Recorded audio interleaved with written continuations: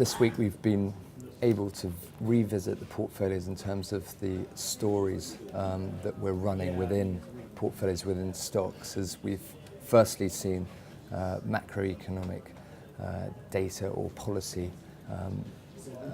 effectively be put on hold from the Fed minutes that we received early in the week, and the Bank of Japan last night not doing anything particularly radical and pushing forward into September before we see anything too dramatic there. We've seen a lot of results this week, and particularly with the big US tech businesses, we've been able to get more reassurance on the longer term structural themes that we're running in the portfolio. So we'll talk about those briefly.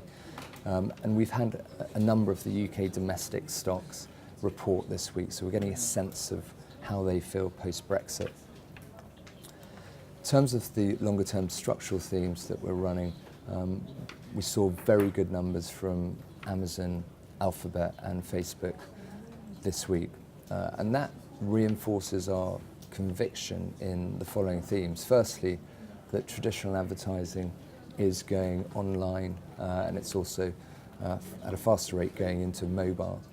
Secondly, that consumers are choosing to transact more online, away from physical retailers.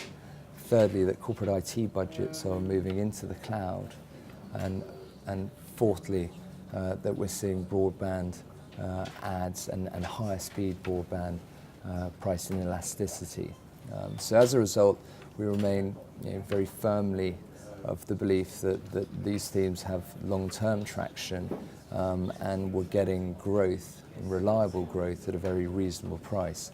Here we've got a chart of the PEs of Amazon, Alphabet and Facebook. As you can see, we had a de-rating of these stocks in February during the market correction then, but as you can see with Amazon and Alphabet, they're only back in terms of PE to where they were at the beginning of the year, despite some quite material share price appreciation. So they're not actually any more expensive, and Facebook is materially cheaper because that earnings growth has outstripped the pace of the share price. On the value side of the portfolio, we've seen results from BT, Lloyds, Taylor Wimpey, just as a selection. And I think it's important just to look at these stocks in terms of their dividend yield against the bond yield. So post-Brexit, the share prices have come back, but in the main, those dividend yields have been held, which means the dividend yields have gone up. Same time, bond yields haven't gone up. And that's a guide to how the bond market feel about the longer term health of the businesses. So as a result, you're getting paid more. BT in their figures gave further credence to the fact that the uptake of fibre is accelerating. It's got an 8% free cash flow yield. Lloyd's trading on 1 times tangible book for 14% return on equity. Looks fantastic value in our minds.